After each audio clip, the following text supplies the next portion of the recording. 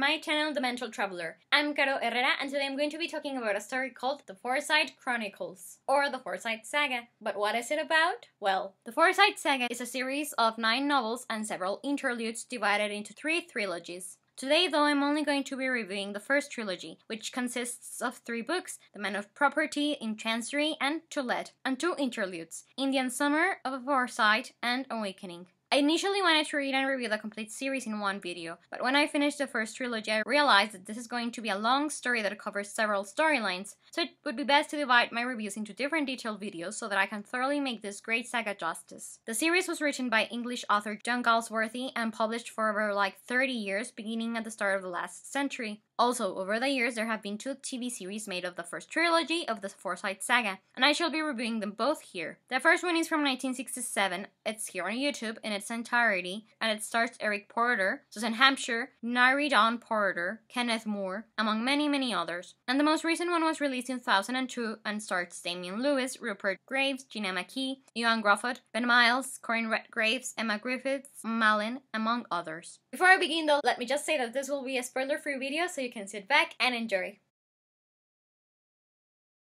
I was introduced to the story of the Forsyte Saga back in 2013 through the 2002 series. I can't really recall how I first learned about it, but I think it was either because I was looking at Ewan Grufford's filmography, or just because I've always been a big period drama lover, and an Anglophile and a history lover, and a bookworm of English classics. So with all of these elements in mind, it's no surprise that I stumbled upon the Forsyte Saga eventually. Whatever the reason, I can still recall the moment that I first started watching the 2002 version, because that's how I was really introduced into the plot. It was around 7 o'clock at night, and I just really remember loving the story to the point where I immediately ordered it on Amazon. Sometime later, I discovered that they made a previous adaptation, and I've seen it more than once over the years because it's all here on YouTube. And my latest rewatch was back in July 2020, so that I could have it all fresh in my mind for this review. Also, back in 1949, they released a film called The Forsyte Woman, starring Errol Flynn, Greer Garson, Walter Pidgeon, and Janet Leigh. I've wanted to see it for ages, but I haven't been able to find it. Still, I've read that it isn't as faithful of an adaptation of as the ones that I've mentioned. But yeah, anyways, after first seeing the 2002 show, I discovered that they were based on this book series, and from time to time I should read bits of the first novels on onlineliterature.com. And I even bought the first trilogy on my latest trip to New York, but on hindsight, I think the reason why I didn't really actually read it until 2020 was because I just wasn't ready for it. I had this idea that the writing style would be a bit hard and the humor would be too much here for me to really grasp, but I'm glad to say that I was wrong. And I don't know about you, but there are certain books that I've tried to read for years only to find them not really interesting me at the moment. Time will pass and one day I will pick it up again and everything will fall into place and I will end up loving it, and that's what happened to me with the Forsyte Saga. I always knew that I would eventually read it one day, but it wasn't until my late 20s that I was ready for it. Anyways, I'm rambling, but I'd just like to say that the reason that finally made me decide it was high time I read the Forsyte Saga was because I had just finished rereading Far From the Madding Crowd, and I was once again really intrigued by the character of Mr. Ballwood, so I felt like I wanted to read another story of a man who is obsessed with a woman whom he doesn't really know or understand. And only 2 other literary characters came to mind: Frollo from The Hunchback of Notre Dame and Soms Forsyte from the Forsyte Saga. So yeah, in the end it was also high time that I finally reviewed this story for my channel.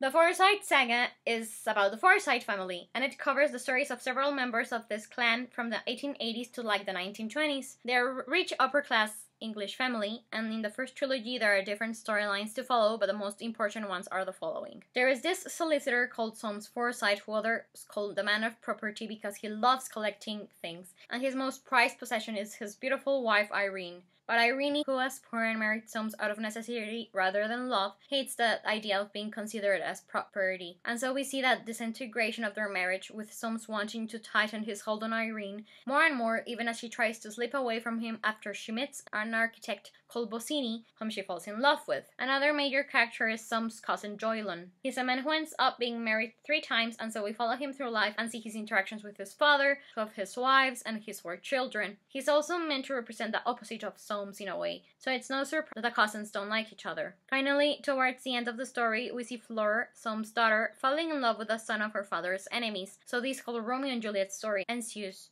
Still, we meet dozens of family members of the Forsyte family throughout the first trilogy, and they're all unique in their own way, but these are just the most important ones. Okay, I'll begin with the books. I really like the first trilogy of the Forsyte Saga, and I give it a 4.5 out of 5 stars review. The only thing that I didn't really like about it was that the author tend to tell us things rather than show it to us. For example, he will tell us why a character thought and did certain things, but I believe that information would have been better if presented as a conversation between characters or some action by them. That's what they did in the 60s adaptation in order to give their characters dialogues, and it worked so. But yeah, anyways, as I was saying, I really loved these novels despite this. I was so happy to discover that the writing style was actually quite smooth, and I never got confused with all of the members of the Forsyte family, or with their different storylines. I read the first trilogy in over a week, and though I wish certain things hadn't been told in flashbacks, I think the author did a wonderful job of covering human nature in all its complexities and depths in his books. And I mean, if you read Galsworthy's life, it's clear that he was inspired to write about these books by many things that happened to him, and that made me feel like I was making a connection with the author. And for example, the books are filled with these wonderful quotes that really evoke a longing in you about how wonderful and bittersweet it can be to be alive. And I was constantly highlighting these quotes in my ebook copy because I wouldn't do that to my physical book of the Forsyte Saga. But yeah, I've always loved complex family dynamics in epic sagas that last decades, and the Forsyte Saga has all of this and more. It's very real and raw at points, very poignant with the ironies of life, but I must confess that my favorite thing about it has always been the character of Soames Forsyte. But what I found out reading the books was that while I can see very clearly why Irene couldn't love Soames back, I still find it hard to sympathize with her for two things. The first one is because I am drawn to Soames as a literary character, and I think he's a bit naive and foolish, but very human and relatable, so I feel sorry for him. Plus, he reminds me of literary characters that really arrest my attention, like Claude Frollo and Mr. Bolwood, whom I mentioned earlier, because, I don't know, I guess I just really like to read about men losing their minds for a woman who doesn't really even love them back. And while Soames may be the most composed of them all, he is still really funny at times, and at others he's very vulnerable, or even annoying. In short, he's a human being, and a compelling literary creation. But also,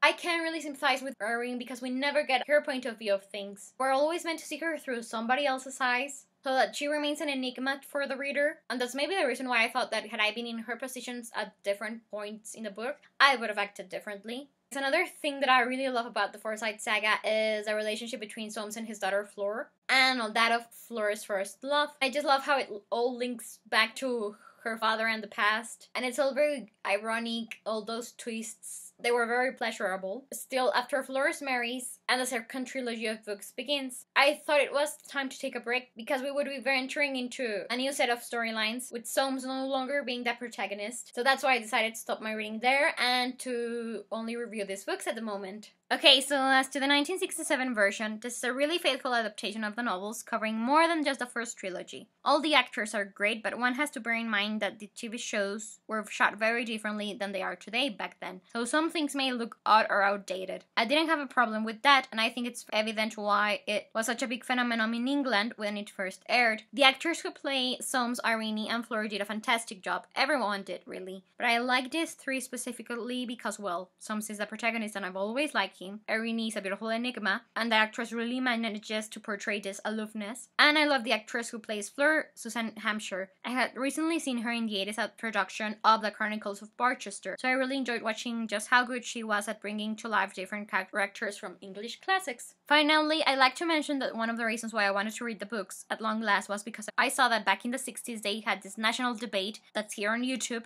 as to whether or not a marital rape from the story ought to have happened or not. And I was shocked, speechless to see both experts being asked to share their opinions on a panel as to why this crime was a good or a bad thing, as well as asking the public if they were rooting for the jealous husband or the injured wife. And so yes, I was shocked, but I also think it's a great thing that I can't imagine that sort of thing ever happening in this day and age. So it's really good to see how far we've come in some ways as a society in matters as important as this one. Anyways, as to the 2002 version, I love this one because it was my introduction to the story, so there's a lot of nostalgic undertones to it. I also enjoy watching a young Damian Lewis playing the antagonist of the story, and I think the actress who plays his daughter Fleur also did a great job. And I really don't want to compare which production I like best because I love them both and actually encourage you to watch both of them.